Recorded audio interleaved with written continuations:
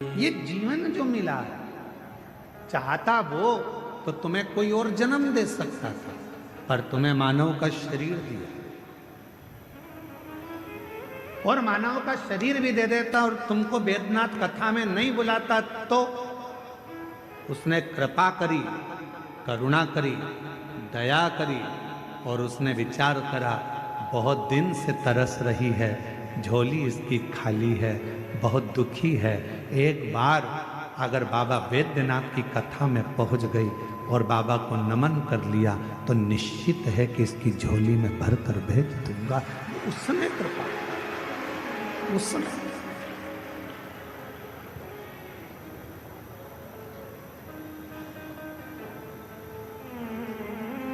कल एक बहन जी ने पत्र लिखा और पत्र में, कल हम पत्र को ढूंढेंगे तो टाइम लगेगा, उस पत्र में लिखा कि गुरुजी इतनी भीड़ है कि अंदर तो हम जा ही नहीं सकते, हम तो बाहर बैठते हैं और आप हमको दिखते भी नहीं है, आप हमें दिखते ही नहीं, आप हमें नजर ही नहीं आते। हमने उनसे कहा जो पत्र जिन्होंने लिखा है हम उनको निवेदन करें, उनको कहें, वो दिखता भी नहीं है। कहीं पर भी बैठकर आप कथा सुन रहे हो, भले हम दिखें चाहे ना दिखें, पर इतना विश्वास रखना, शबरी अम्बा ने राम जी को कभी नहीं देखा था, केवल गुरु जी के मुख से सुना था कि राम ऐसे हैं, राम आएंगे, राम पहुंचेंगे, राम कृपा करेंगे, तू भजती रहे, सुनती रहे। शबरी अम्बा ने केवल राम जी को कभी नहीं देखा था, पर शबरी अम्बा राम जी की रोज इंतजार करती थी, कभी तो आएंगे, कभी तो मिलेंगे, कभी तो दिखेंगे, कभी तो दिखेंगे। और एक दिन ऐसा आ गया कि राम जी शबरी अम्बा के लिए 14 वर्ष के वन के क्षेत्र में चले और एक दिन शबरी अम्बा के दरवाजे पर पहुंच गए। हम जानते हैं कि हम दिख नहीं रहे होंगे आप, हम ये भी जानते हैं कि कई लोग ऐसे हैं कि बाहर से ही आते हैं और बाहर से ही चले जाते हैं, उनको अंदर आने का भी मौका नहीं मिलता। इतना बड़ा ग्राउंड, शायद बाबा देवघर का ये सबसे बड़ा ग्राउंड है जो प्रशासन ने इस कथा के लिए अलॉट करा दिया। ये देवघर का सबसे बड़ा ग्राउंड है जिसकी परमिशन मिली और जिस पे कथा हुई। किसी को अंदाजा नहीं था कि ये ग्राउंड में इतने पहले दिन से लोग आ जाएंगे, दूसरे दिन और बढ़ जाएंगे, तीसरे दिन और बढ़ जाएंगे। किसको मालूम? और ना किसी के घर निमंत्रण गया, ना किसी के घर पीले चावल गए, ना किसी के यहाँ कोई पत्रिका गई, बस आपके कानों में शब्द हो गया, चलो बुलावा आया है, देवघर वाले ने बुलाया है। और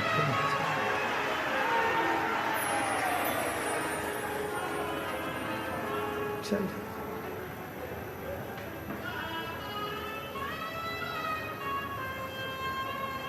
देव महादेव भगवान शिव की कथा कर रहे हैं, शिव महापुराण की कथा वर्णन कर रही है। माता सती ने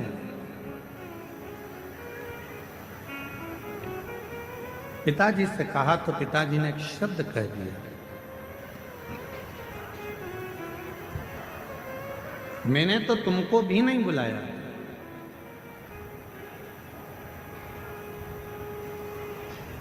सती मैया ने कहा पिताजी ये तो नहीं हो सकता कि तुमने मुझे ना बुलाया।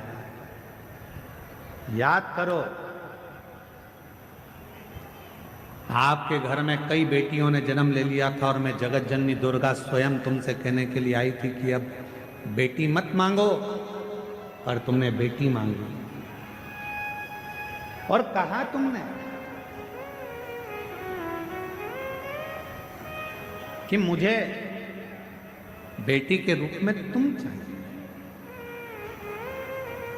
और मैंने कहा था दक्ष प्रजापति कि तू मुझे समझ नहीं सकता, तू मुझे जान नहीं सकता दक्ष प्रजापति। शिव को और शक्ति को समझने के लिए कई जन्म लेना पड़ जाएंगे, तब जाकर मनुष्य समझ पाएगा कि शंकर भगवान है क्या, शिव का एक लोटा जल है क्या, शिव की अविरल भक्ति है क्या, मां दुर्गा भवानी आद्य शक्ति है क्या। भीम अर्जुन से कहता है देखो मैं अभी उठाकर बताता हूं। भीम ने उस जड़ को उठाने का प्रयास करा, खूब प्रयास करा, पर वो जड़ तिल मात्र भी हिल ना सकी। तब भीम ने हाथ जोड़ लिए कि यहां शंकर विराजमान हो गए। शुभ भटक लो।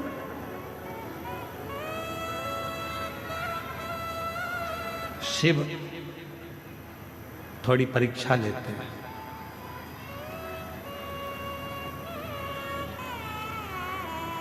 आपने भी पढ़ाई करी है, हमने भी पढ़ाई करी है।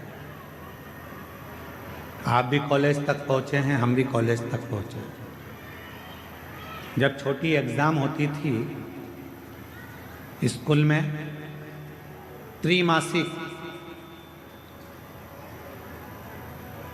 3 महीने की, 6 मासिक, बोलो सही है, 6 महीने की, और इसके बाद 12 मासिक 12 महीने की एग्जाम होती थी, परीक्षा होती थी। छोटी एग्जाम 3 महीने में हो जाती थी, फिर 6 मासिक, इसके बाद में 12 मासिक परीक्षा, वार्षिक परीक्षा हो जाती थी। धीरे धीरे जब हम रोज प्रतिदिन भगवान शंकर के मंदिर में 1 लोटा जल चढ़ाते हैं, तो धीरे धीरे मेरा भोले बाबा आपकी रोज थोड़ी थोड़ी परीक्षा लेता रहता है, और उन परीक्षा में हमको पास करते रहता है।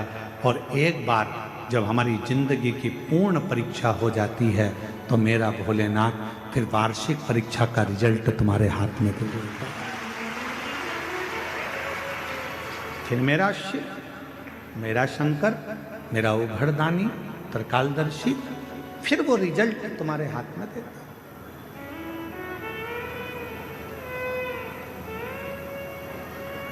अब आप डायरेक्ट अगर 12 मासिक परीक्षा में बैठ रहे हो तो हो सकता है सप्लीमेंट्री आ जाए। डायरेक्ट 12 मासिक की परीक्षा में बैठ रहे हो तो हो सकता है कि आप फेल हो जाएं, सप्लीमेंट्री आ जाए।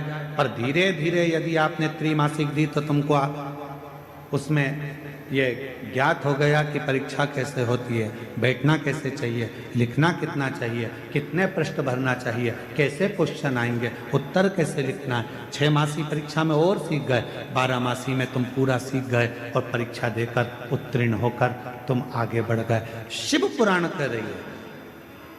कई लोग कहते हैं कि केदारनाथ गए, अमरनाथ गए, फिर उनसे पूछा कि तुम अपने घर के नज़दीक में कोई शंकर जी के मंदिर जाते हो, घर के नज़दीक में शंकर के शिवालय तक जाते हो, घर के नज़दीक में तुम 1 लोटा जल चढ़ाने जाते हो? तो कहा नहीं, हम सीधे अमरनाथ आए हैं, हम सीधे केदारनाथ आए हैं।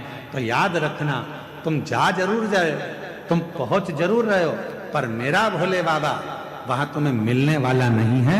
तुम मात्र वहां तक जाओगे, दर्शन करोगे, आ जाओगे, प्राप्ति नहीं है। प्रतिदिन चढ़, एक पत्र अच्छा है, जल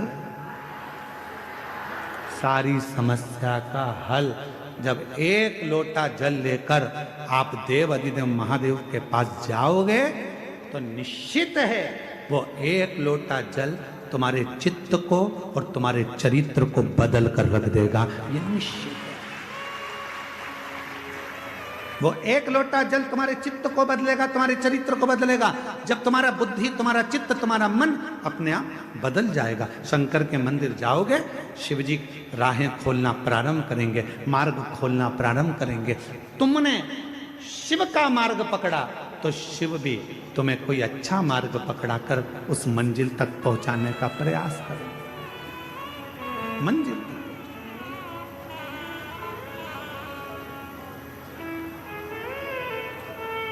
इसीलिए आपको कथा में कहा था,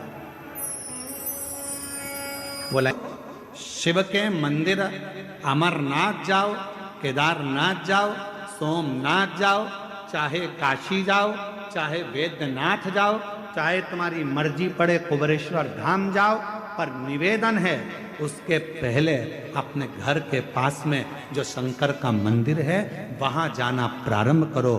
जिस दिन तुम वैद्यनाथ, केदारनाथ, कुबेरेश्वर जाओगे उस दिन भोले बाबा तुम्हारे स्वागत में राहें बिछाकर, नयन बिछाकर खड़े रहे। आप जाओ तो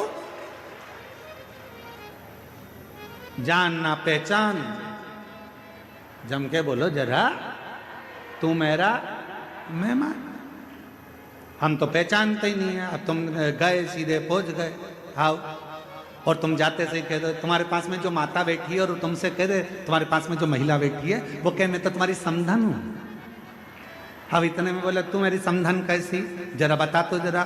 फिर वो रिश्तेदारी बताए, समधन ऐसी बनी, वैसी बनी, वैसी बनी, वैसी बनी। तो इतने में पड़ोसन ने कह दिया चूल्हा में जाए ऐसी समधन। क्या करना हमको इसी समधन का?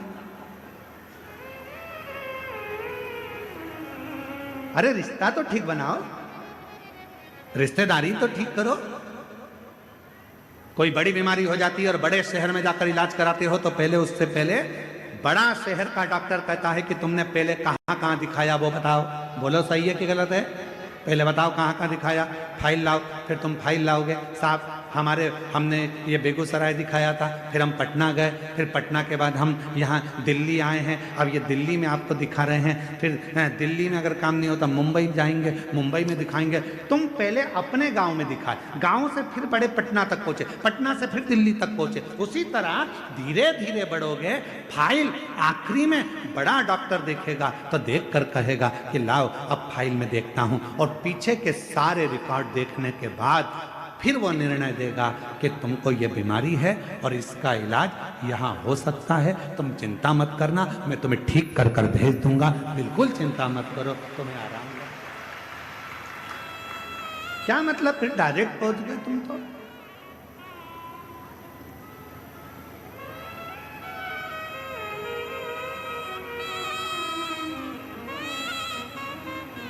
बिहार के कितने लोग बैठे हैं? बिहार के हाथ उठाओ जरा। वो धर लो दादा, धर लो, वापिस धर लो, तुम तो सब वापिस। अब वोट डाला आप लोगों ने, सबने डाला वोट, तो आधार कार्ड लेके डायरेक्ट मशीन पे पहुंच गए क्या? जम के तो बोलो नहीं। पहले आधार कार्ड बाहर वाले को दिखाया, बाहर वाले ने फिर अंदर वाले को, एक टेबल पे गए, फिर दूसरे वाले के पास, बोलो बोलो सही है, दूसरे वाले के पास, फिर तीसरे वाले के पास गए, फिर वहां निशान लगाया, निशान लगाने के बाद फिर तुम्हें अंदर भेजा, फिर जाकर तुमने मशीन का खटका दबाया। अगर तुम डायरेक्ट पहुंच जाते तो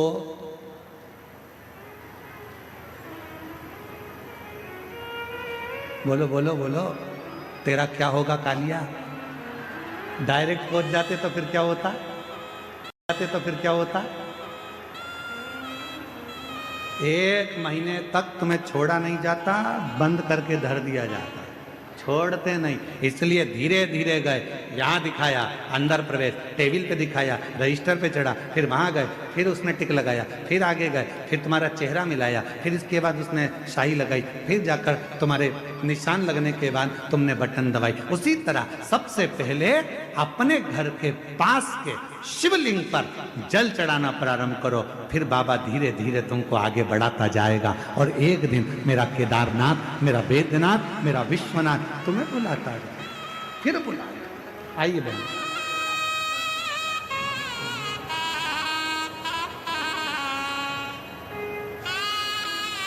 नाथ से रिश्ता बनाए, ऐसे दयालु नाथ से रिश्ता बनाए। बाबा की जब कृपा हो, करुणा हो, उदारता, धीरे धीरे चलो। पहले शिव जी के मंदिर जाना चलो, चालू करो, शंकर के मंदिर में 1 लोटा जल चढ़ाना प्रारंभ करो, फिर बाबा परीक्षा लेगा, फिर धीरे धीरे आगे बढ़ाएगा, और बढ़ाते बढ़ाते बढ़ाते बढ़ाते एक दिन तुम्हारा दुख, तुम्हारी तकलीफ, तुम्हारा कष्ट धीरे धीरे घाटना प्रारंभ करेगा। अभी हमारे वो श्री रमेश रेखा ठकराल जी, मोना ठकराल जी, नरवाना हरियाणा से मुख्य यजमान है। मोना जी अभी जब यहाँ पूजन करने आई थी तो ये बेटी कह रही थी, गुरुजी बाबा वैद्यनाथ जी से इतना जरूर कह देना हमारी तरफ से कि जब फरवरी में कुबेरेश्वर धाम पर रुद्राक्ष उत्सव हो तो हमको वापिस जजमान बनाते, ऐसी बाबा से प्रार्थना करना। बना दिया, बधाई हो आपको।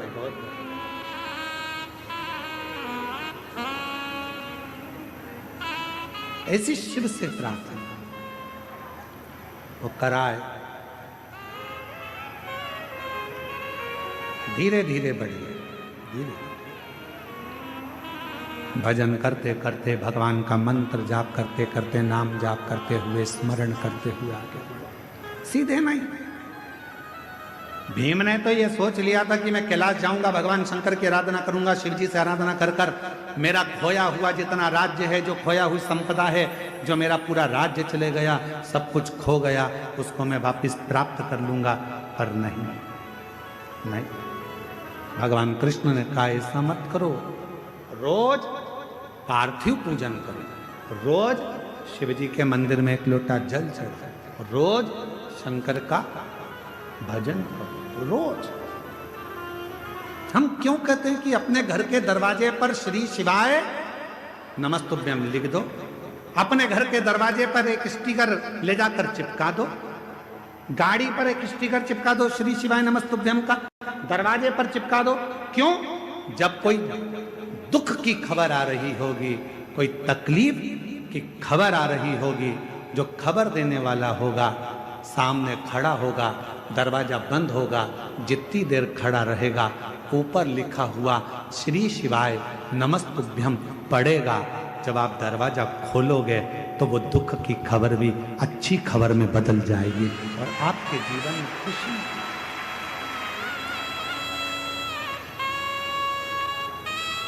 शंभो प्रयास करें।